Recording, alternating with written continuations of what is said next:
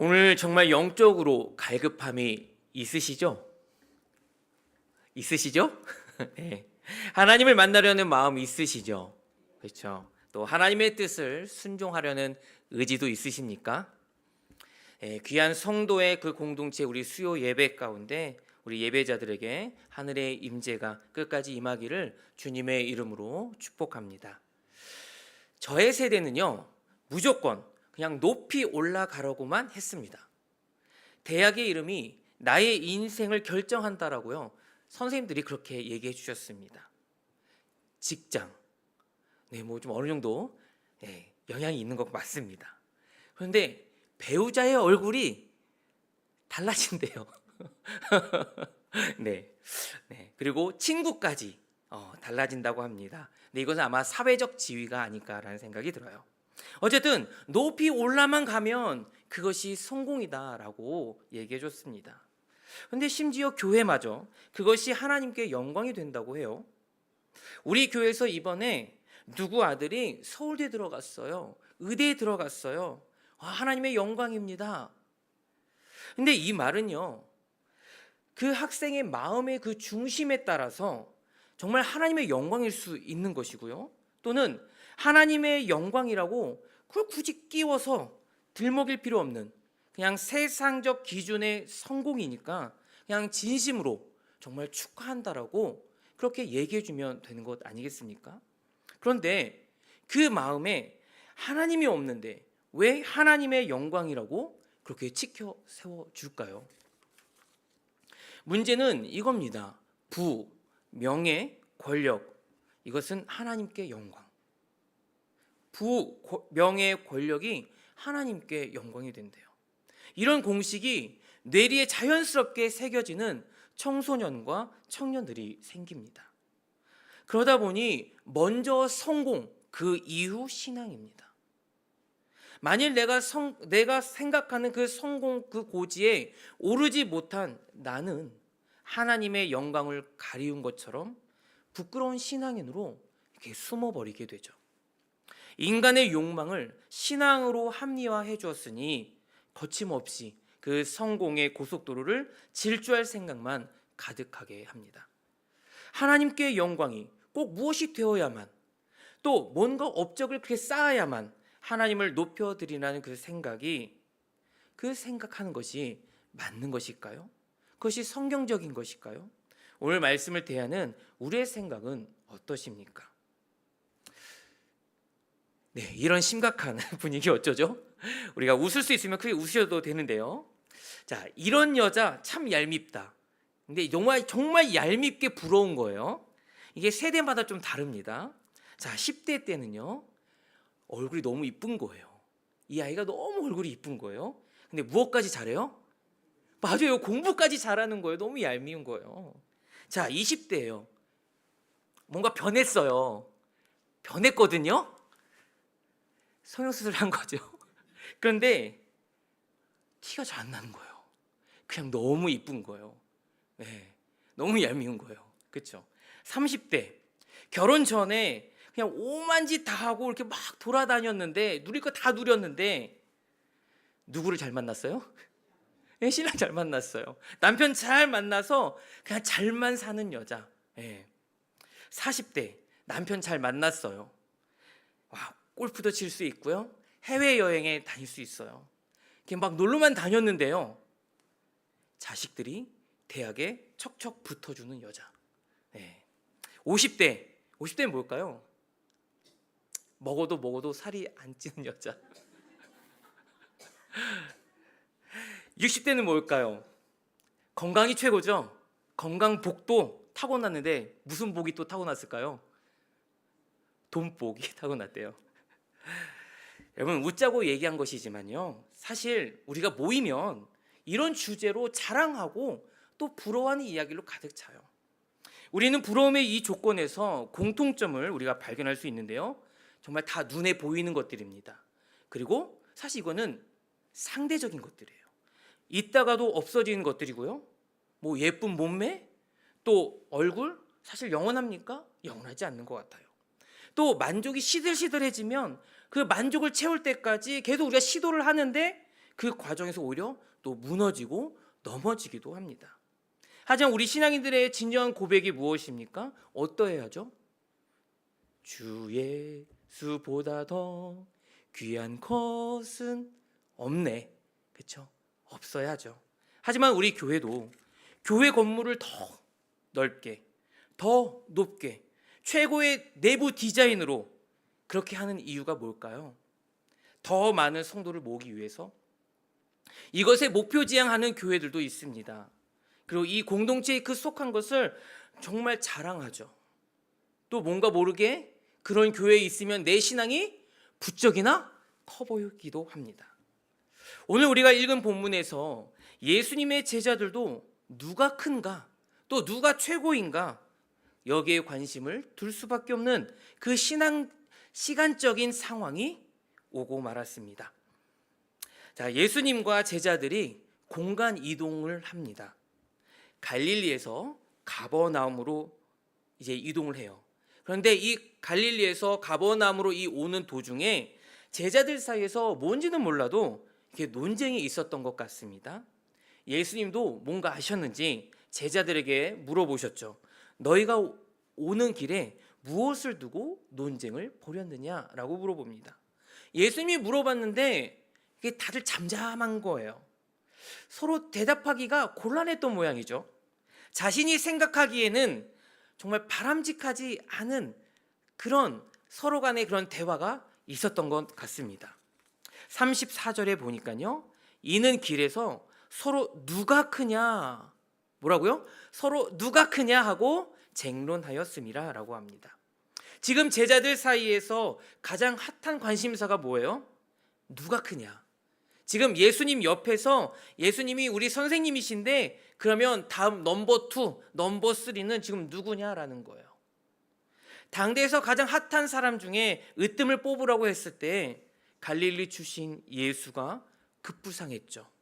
당시 스타 선생님이었던 예수와 함께 그 길을 걷는 제자들이니 얼마나 그 어깨가 으쓱으쓱했을까요? 오늘 본문 앞에서는요, 두 사건이 있었습니다. 이 본문도 저와 함께 수요 예배 때 같이 함께 설교를 들었었던 부분인데요. 하나는 무엇이냐면 변화산 사건이었어요. 베드로, 야고보, 요한이 정말 말로 형언할 수 없는 신비스러운 경험을 했고 또 주님의 영광을 본 그룹입니다.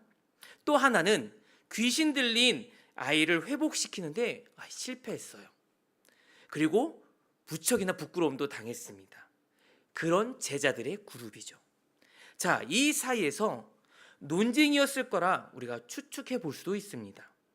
당연히 신비스러운 그 경험을 한 제자들은요, 자기들의 그 경험을 얘기하면서 아마 우쭐거렸을 거예요. 그리고 자신들을 높이했을 것 같기도 합니다.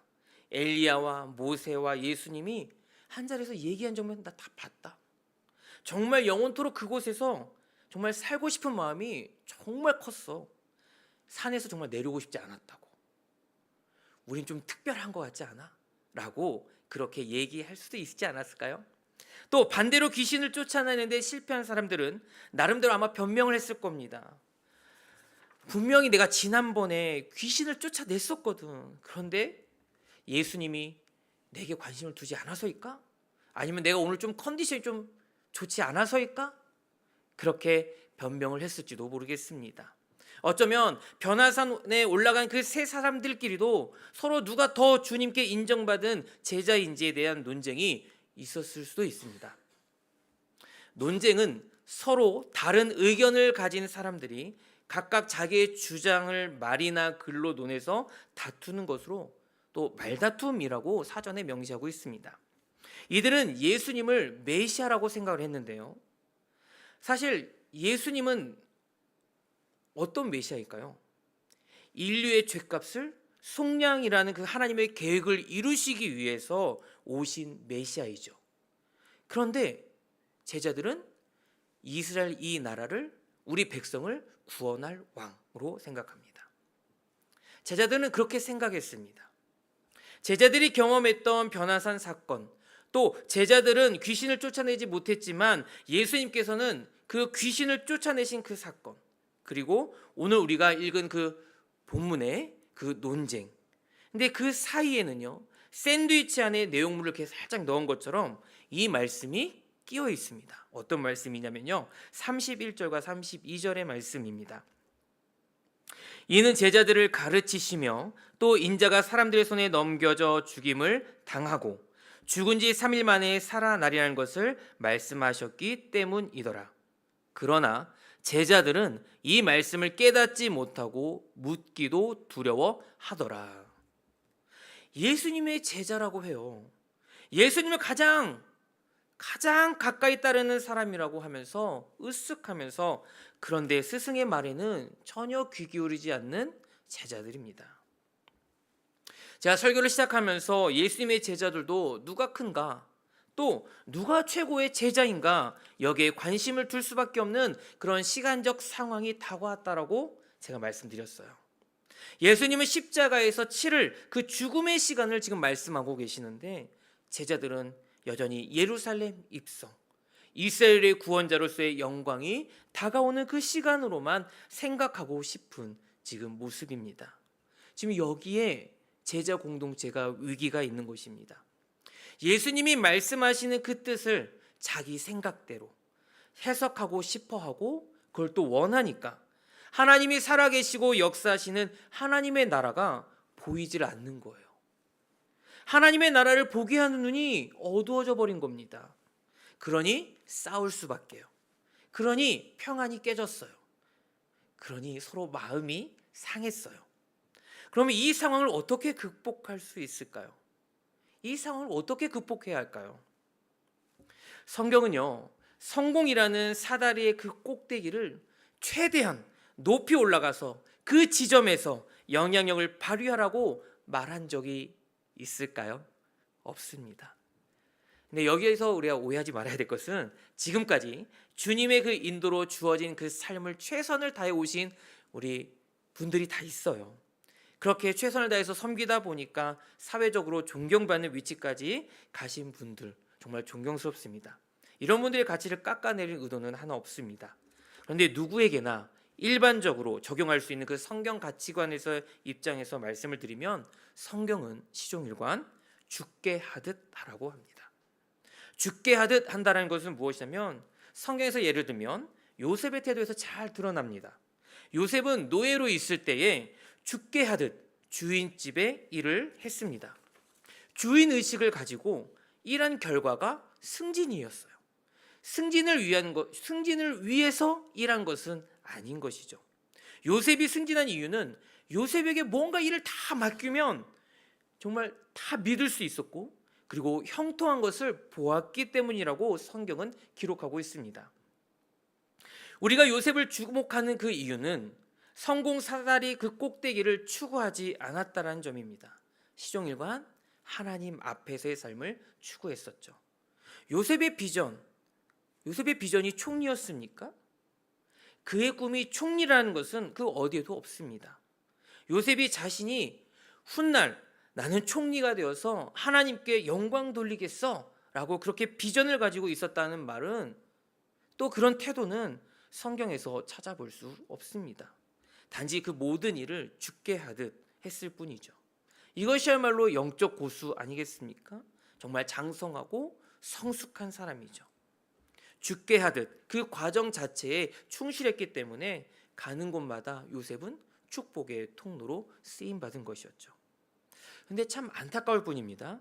여전히 오늘 본문 안에서의 제자들처럼 아직 세상적 가치관을 가지고 하나님 나라를 관찰하고 또 경험하고 싶은 사람들이 있다라는 거예요. 이것은 예수님이 말씀하시는 하나님의 나라와 정말 다른 형태인 것입니다.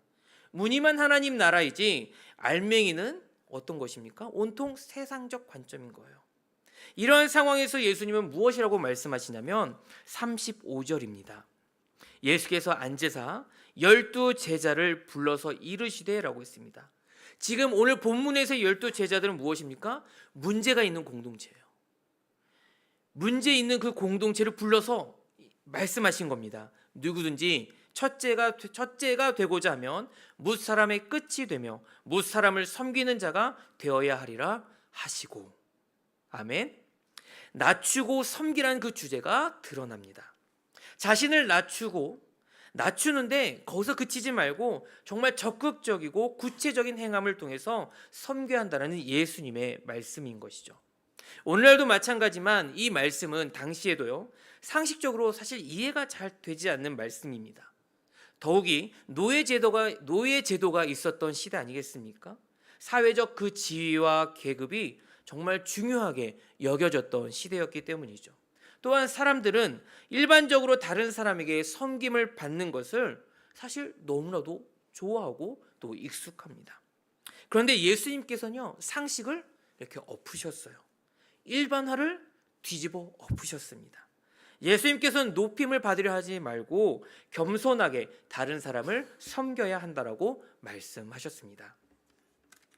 자, 세상에서 문제가 생기고 또 어려움이 되는 그 중요한 요인 가운데 하나가 무엇이냐면 바로 서로 첫째가 되려 하고 자기가 높아지려고 하기 때문입니다. 으뜸이 되고자 할 때 삶의 태도를 바르게 갖기가 그게 쉬운가요? 그렇지 못하다는 걸 우린 많이 경험해 보셨을 것입니다. 높아지려고 하면 이웃이 경쟁과 시기와 다툼의 대상으로 보일 뿐이죠. 또 으뜸이 되려는 그런 목표를 우리가 정하게 되면 그것에 사로잡혀서 다른 것이 보이지 않습니다. 그래서 편법이 나오게 되는 것이고 부정이 나오는 것이죠. 결국 높아지려고 하는 그 욕구는 공동체의 파멸을 가져오게 되는데, 그런 사례가 한국 교회도 참 많다는 것, 그게 좀 아픕니다. 이를 위해서 우리가 또 기도해야겠죠.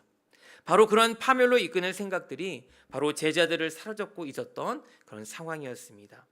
예수님의 관심은 무엇이었죠? 바로 십자가 자기 희생과 섬김, 그 십자가에 가는 길입니다. 그런데 반해서 제자들의 관심은 높은 자리를 차지하는 것이었죠. 이처럼 제자들은 주님과 정반대의 그 생각과 꿈을 가지고 있었던 것입니다. 그런데 이 상태는요, 반드시 문제가 생깁니다. 또한 앞으로 복음을 전해야 할 그 제자 공동체가 복음을 위해서 일할 수 없는 것은 불을 보듯 뻔한 일이겠죠. 그래서 제자들에게 하신 말씀이 오늘 저와 여러분에게 하시는 말씀임을 믿으시기를 바랍니다. 스스로 낮추고 섬기라 이죠. 그런데 어떻게 해요? 죽게 하듯입니다. 죽게 하듯 스스로 낮추고 섬기라. 아멘. 이제부터는 스스로 낮추고 섬기라는 이 말씀에 우리가 구체적인 하나님의 말씀과 또 우리의 믿음의 반응을 보여줘야 하는 그런 결단을 하는 시간입니다.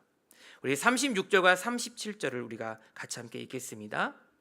어린 아이 하나를 데려다가 그들 가운데 세우시고 안으시며 제자들에게 이르시되 누구든지 내 이름으로 이런 어린 아이 하나를 영접하면 곧 나를 영접하며 누구든지 나를 영접하면 나를 영접함이 아니요 나를 보내신 이를 영접함이니라. 아멘.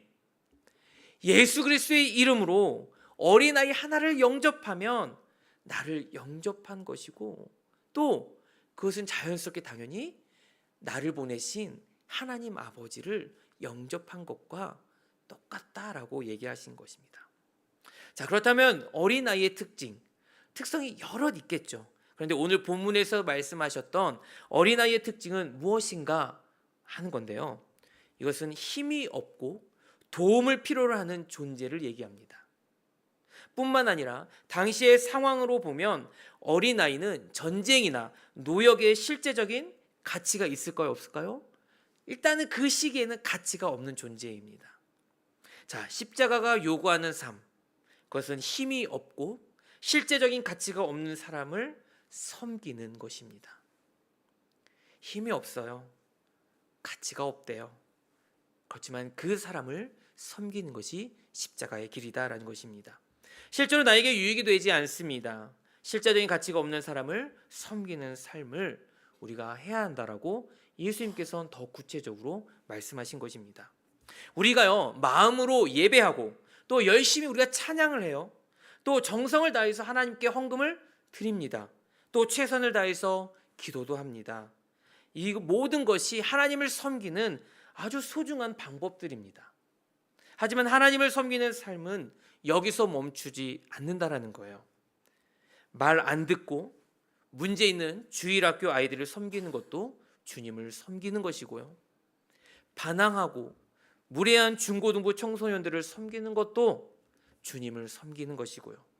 신앙이 연약하고 또 도움이 필요한 우리 전도 회원들, 또 지금 성경 카톡방 회원들 한 사람 한 사람을 섬기는 것도 주님을 섬기는 것입니다.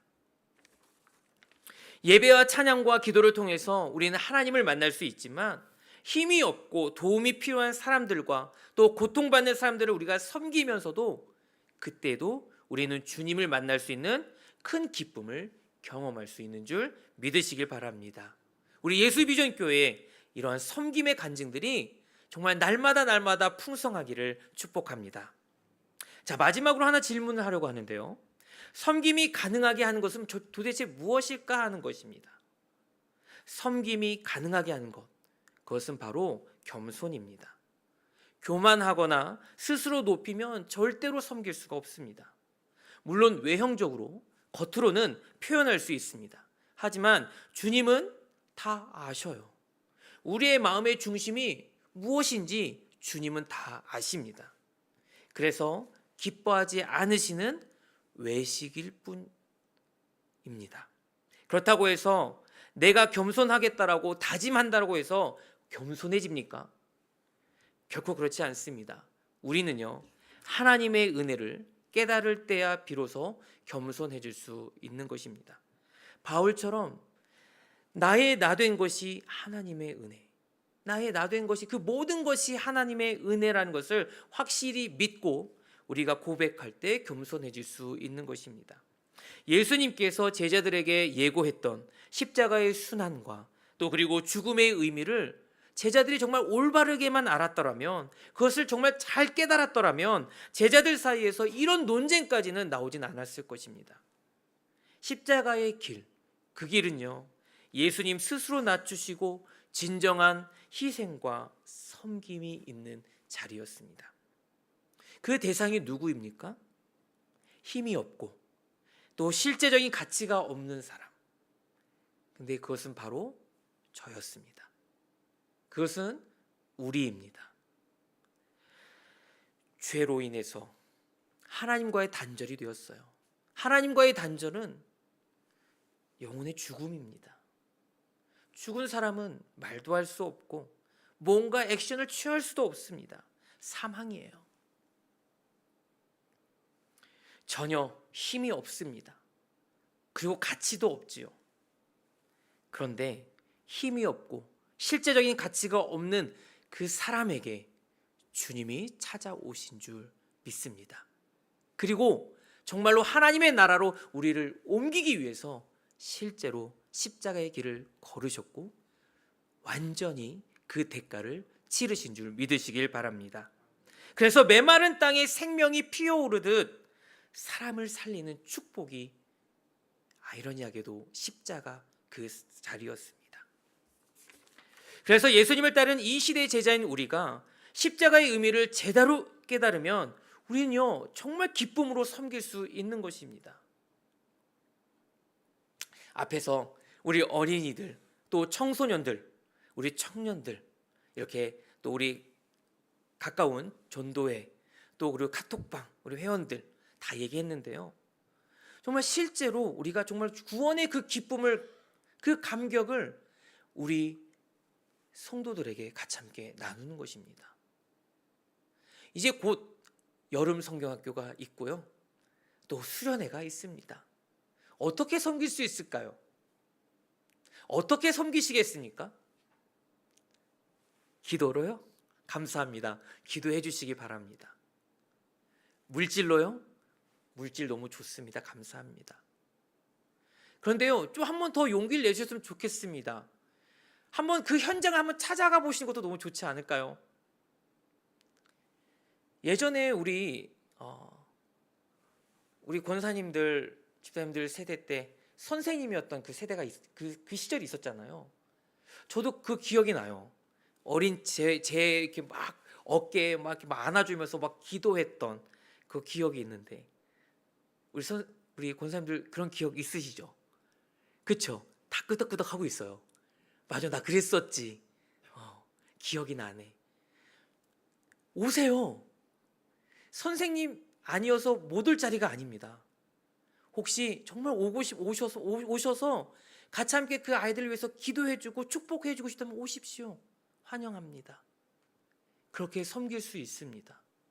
만약 그렇게 오셔서 우리 아이들을 섬겨준다면 우리 아이들은 그것을 보고 자랄 것입니다. 나를 사랑해주는, 나 보잘것없는 이 어린애를 사랑해주는 우리 어른들이 있구나. 너무 좋아할 것 같습니다. 한번 용기 내어 보시겠습니까? 할렐루야. 아멘. 좋습니다. 자, 오늘 본문에서 아직까지 제자들은요, 십자가의 의미를 제대로 알진 못했습니다. 하지만 십자가의 의미를 알게 된 그 이후에는요, 이들의 신앙이 완전히 180도 달라져 버렸습니다. 지역 교회를 섬겼어요. 아니, 더 멀리 있는 교회들을 더 섬겼습니다. 교회 안에 있는 그 과부와 어린 아이들을 귀하게 여겼습니다. 누구든지 예수 그리스도의 복음을 들어야 한다는 그 열정 하나 가지고 한 명이 있는 곳이라도 어디든지 찾아갔습니다. 자신이 갖고 있는 내게 있는 것을 모두 다 드렸습니다. 하나님을 향한 사랑을 세상 속에서 그 섬김으로 다 표현했습니다. 하나님을 향한 사랑을 경험했다면 세상의 문제에 대해서 무감각하고 무책임하고 무기력해서는 안 됩니다. 우리 교우들에 대해서 무감각하고 무책임하고 무기력해서는 안 됩니다. 힘없고 가치가 당장 보이지 않는 우리 어린이와 청소년과 청년들에 대해서도 말입니다. 세상과 하나님의 나라는 다릅니다. 하나님의 나라는 하나님의 자녀가 통로가 되어서 하나님의 손과 발이 되어서 세상을 치유하는 것으로 하나님의 나라가 확장해 갑니다. 이 말씀에 오늘 마음에 동의가 되십니까? 그렇다면 하나님, 주님의 이름으로 낮추고 겸손한 마음을 갖게 해주십시오. 그리고 주님과 함께 세상 속으로 들어가는 진짜 주님의 제자의 길, 십자가의 길을 걸어갈 수 있게 해주십시오. 이렇게 기도로 결단하는 우리 모두가 되기를 주님의 이름으로 축원합니다. 우리 이 시간